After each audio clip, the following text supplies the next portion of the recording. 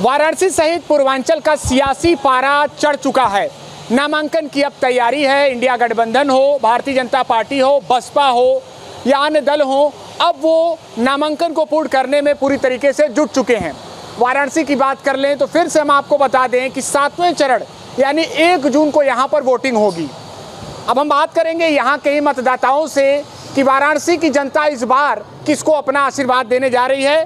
क्या नाम है आपका, कहाँ के रहने वाले हैं? अफसर खान है, बनारस के निवासी हूँ। खान साहब, पहले तो बताइए, बनारस में 10 सालों में कामकाज हुए हैं कि नहीं हुए हैं? क्या कुछ बदलाव आप दिखा रहे हैं? देखिए, आपको कामकाज की बात करेंगे, 10 सालों में सिर्फ कागज़ पर ही काम हुए हैं। उसके पहले जो है कि आप बनारस देखेंगे, आज का बनारस देख रहे हैं, सेम डिट्टो वही है, कहीं कुछ मामला है नहीं। ये लोग एक जवानी जो है सिर्फ बात करते हैं और विकास के नाम पर एकदम जीरो है। आज आप शहर के अंदर आप चले जाएं, शहर के अंदर चले जाएं, गलियां बजा रही हैं, रोड टूटी फूटी है, उसी पर लोग चलने पर मजबूर हैं। और यहाँ के ये कहते हैं कि मैंने बनारस के लिए विकास किया। बनारस को विकास नाम का कोई मतलब नहीं है। अब दूसरी बात आप करते हैं यहाँ पर महंगाई की, भ्रष्टाचार की, तो ज़रूरत से ज़्यादा है। ये भाजपा सरकार एकदम पूरी तरीके से एकदम विफल है। विफल की बात कर रहे हैं। आप कहाँ के रहने वाले हैं, क्या नाम है? मैं बनारस का हूँ, मुझे मुनाजी से मंजू लोग कहते हैं। मंजूर जी? जी। अच्छा, ये बताइए क्या बदलाव हुआ है कि नहीं? इन्होंने तो कह दिया नहीं, कुछ नहीं, जैसा 10 साल पहले था। नहीं, बदलाव बहुत हुआ है। बदलाव हुआ है, जैसे काशी विश्वनाथ मंदिर, औरत के मुंह पर खूब लिपस्टिक लगा दीजिए तो खूबसूरत ज़रूर लगेगी, मगर जब उसका चेहरा से लिपस्टिक हटाई जाएगा, उसका मेकअप हटाया जाएगा तो सही चेहरा नज़र आएगा। तो आप मैदागिन से गुदौलिया छोड़ दीजिए, उसके बाद शहर के किसी कोने से बताइए, जब उठाइए का पर्दा तो कहीं सड़क बजाती मिलेगी, कहीं कूड़े का ढेर मिलेगा, कहीं सीवर का बहता पानी मिलेगा। एक तो ये हो गया। दूसरे, विकास बहुत बड़ा हुआ है। यहाँ तक हो गया कि 6 महीना और साल भर और 5 साल और 4 साल के बच्चे जो 50 साल से फ्री घूमते थे, उनके सेब से भी लुटेरों ने 10 रुपया लूटना शुरू कर दिया। पार्क बच्चों के घूमने की जगह है, वह अपने परिवार से 10 रुपया लेके तब आएगा पार्क में। ये लूट की हद है। इस देश को स्थानीय पार्क है। हम लोग बचपन से बड़े हो गए, फ्री में हम लोग को सब चीज़ सरकार देती थी। इस सरकार ने बच्चों से भी लूटना शुरू कर दिया। बड़ों से तो लूटा, बच्चों से भी लूट लिया। इससे बड़ी लुटेरी सरकार कौन हो सकती है? हमको तो लगता है कि अगर ये और आ गए तो देश लूट के बाहर चले जाएंगे, बचेगा कुछ नहीं। इनका विज़न आप सुन रहे होंगे, 2047 तक भारत को विकसित राष्ट्र बनाना और तमाम इनकी बातें हैं। कहा यह भी जा रहा है कि योजनाओं को भी हमने निकाला जो आम लोगों के हित से जुड़ी हुई। क्या आपको केंद्र सरकार हो उसकी किसी योजना का लाभ मिला है कि नहीं? एक योजना बहुत बड़ी बनी, दशाश्वमेध पर सारी मंडी हटाई गई, गरीब परिवार को उजाड़ दिया गया और बाहर से लाके करोड़ों रुपए में सामान बेचा गया। वह ज़रूरी था? आज तक हम इतने बड़े हो गए, हमने देखा काशी विश्वनाथ में लोग दर्शन करते थे, कोई पैसा नहीं था। लुटेरों ने दर्शन पर भी लूट मचा दी। वहाँ गरीब जनता को बाहर निकाला कि यहाँ से निकालेंगे, शुद्ध करेंगे। तो भाई, आप करोड़ों की वहाँ दुकान क्यों बेच रहे हो? आप धन लगा रहे हो हमारा, जनता का। भाई, हम रिन्यू देते हैं तब ना कहीं कुछ होता है विकास। हमारे रिन्यू का से विकास हो रहा है और लुटेरे दुकान बेच कर पैसा लूट रहे हैं। क्या कहेंगे इनकी बातों पर? इनका कहना है कि कहीं ना कहीं आम जन जो है वो पूरी तरह से त्रस्त रहा। बिल्कुल त्रस्त रहा है। जैसे आपने कहा कि हाँ, बिल्कुल सही कह रहे हैं, इसमें कोई दो राय नहीं है। अब कह रहे उन्होंने बनाया कि बनारस को हम क्योटो बना देंगे, हम बनारस को स्मार्ट सिटी बना देंगे। आप एक बता दीजिए, इसी बनारस को किस रूप में आप स्मार्ट सिटी के रूप में देख रहे हैं? नलियों के बारे में देख रहे हैं, नालियों के बारे में आपने देख लिया। आपने कहा कि पूरे शहर को हम तार मुक्त कर देंगे। कौन सा तार से मुक्त कर दिया आपने देखा होगा क्या कि इन्होंने क्या केवल खंभों पे लाइट लगाया, खंभों में विरासत माने वैश्विक धरोहर के रूप में इन्होंने केवल बल्ब लटकाया और बल्ब लटका के इन्होंने क्या क्योटो शहर बनाया, पेड़ों पे इन्होंने बल्ब लगाया। क्या पेड़ों पे बल्ब लगाने से विकास दिखाई देगा? डेंटिंग पेंटिंग केवल डेंटिंग पेंटिंग, पुलों को रंगवा दिया। कि किस विधानसभा में रहते हैं? हम वाराणसी के शिवपुर विधानसभा में रहते हैं। शिवपुर विधानसभा में। अनिल राजभर जी वहाँ से विधायक हैं, कैबिनेट मंत्री। क्या अनिल जी के द्वारा कोई भी जो ऐसा प्रयास हो वो आपने देखा हो? प्रदेश सरकार की मैं बात कर रहा हूँ, या केंद्र सरकार के किसी योजना का आपको लाभ मिला हो? अनिल जी का एक ठो सबसे गोद लिया हुआ गांव है, खालिशपुर गांव है। आप खालिशपुर गांव में देखिए 10 साल से लगातार लोग बजा रहे हैं। कोई ऐसा घर नहीं है खालिशपुर में जो लोग बीमार नहीं है। आप आइए इस खालिशपुर गांव में। हाँ, गोद लिया था उन्होंने सार्वजनिक रूप से, जाके देख लीजिए। 10 साल से लगातार बजा रहा है वहाँ पे। राशन की बात करें तो राशन की भी चोरी वहाँ पर हो रही है। किस जगह भ्रष्टाचार नहीं है? जो उनके खिलाफ उठता है उनके खिलाफ मुकदमा कर दिया जाता है। यह अनिल राजभर के चरित्र में है। ये अनिल राजभर कैबिनेट मंत्री। आपका नाम? मेरा नाम परमेश्वर राजभर है। मैं खालिशपुर में रहने वाला हूँ। खालिशपुर के रहने? बिल्कुल खालिशपुर के मैं रहने वाला व्यक्ति हूँ। और इनका बस मेन मकसद है कि जो व्यक्ति उनके खिलाफ बोलेगा उनको किसी न किसी तरीके से मुकदमे में, पुलिस द्वारा यातनाओं में इनको बझाकर, ताकि वह व्यक्ति अपनी बातों को न रख पाए।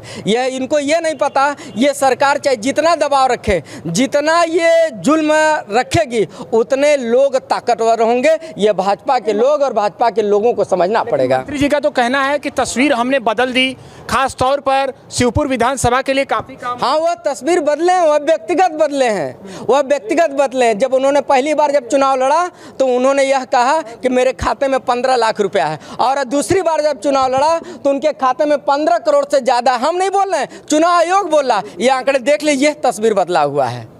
यह तस्वीर बदला हुआ नहीं तो आइए गांव गलियों में देख लीजिए ना। आपके मुंह से कहने, इन्होंने बस क्या है, विकास अगर करना है तो विकास का नाम ही बदल दो, बस वही विकास है।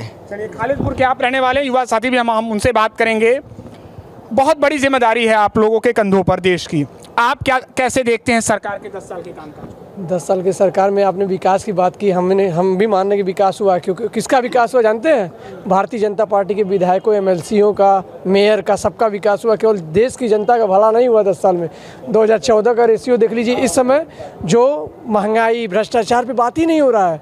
केवल राम मंदिर पे, मंगलसूत्र पे, महिलाओं पे, अत्याचारों पे बात हो रहा है। केवल क्योंकि जनता का माइंड कैसे डाइवर्ट किया जाए उस पर बात हो रहा है, मुद्दे पे बात हो रहा है।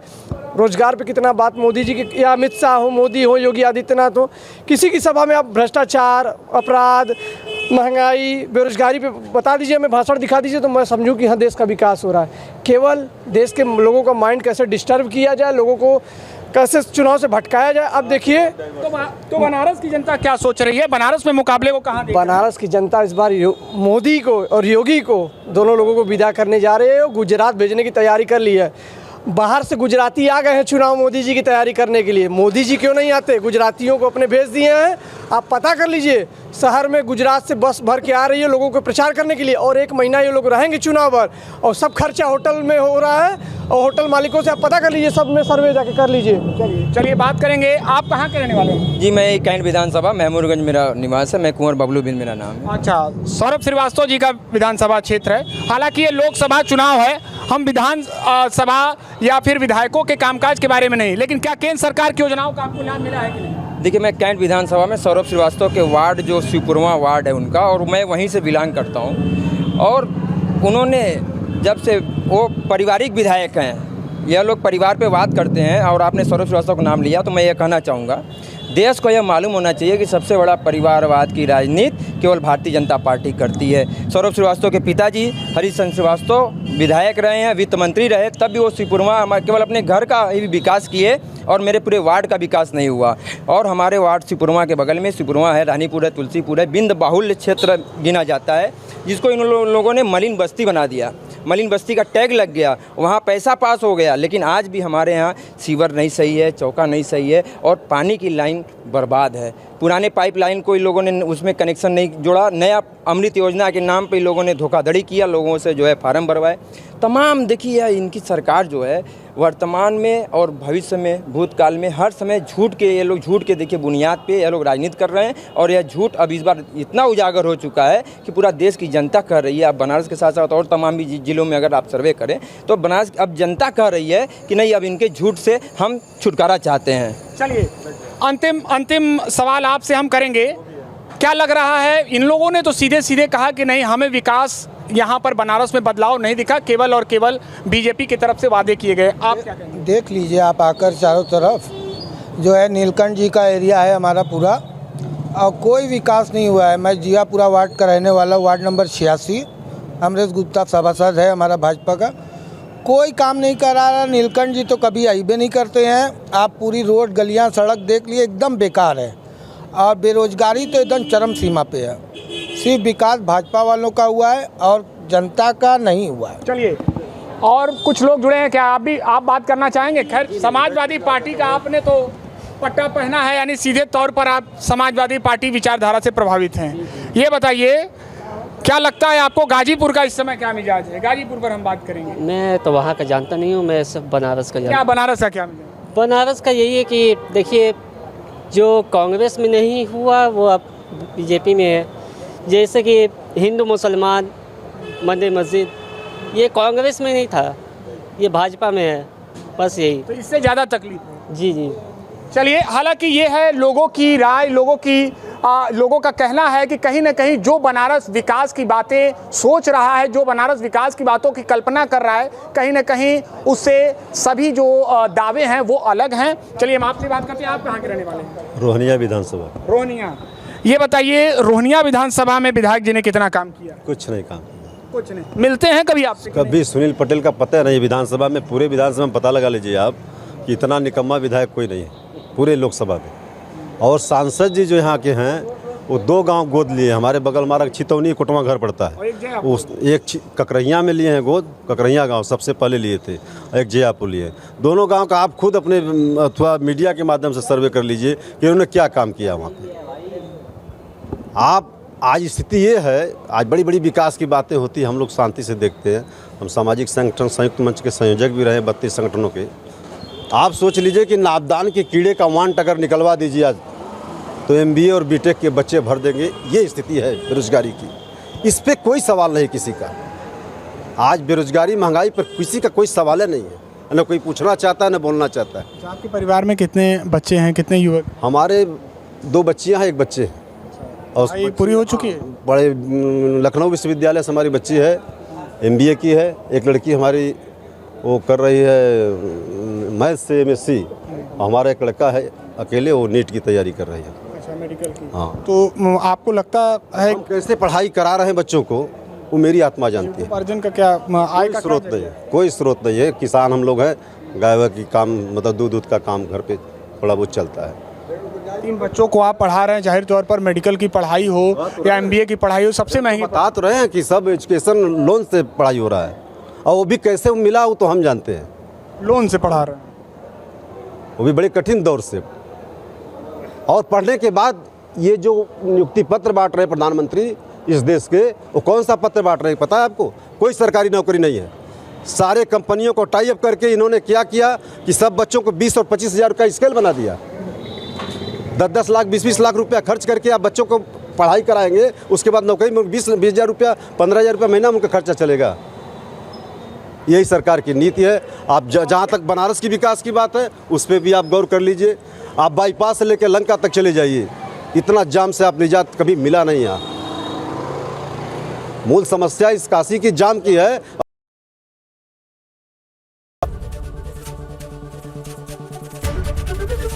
ABP गंगा, खबर आपकी, जुबान आपकी।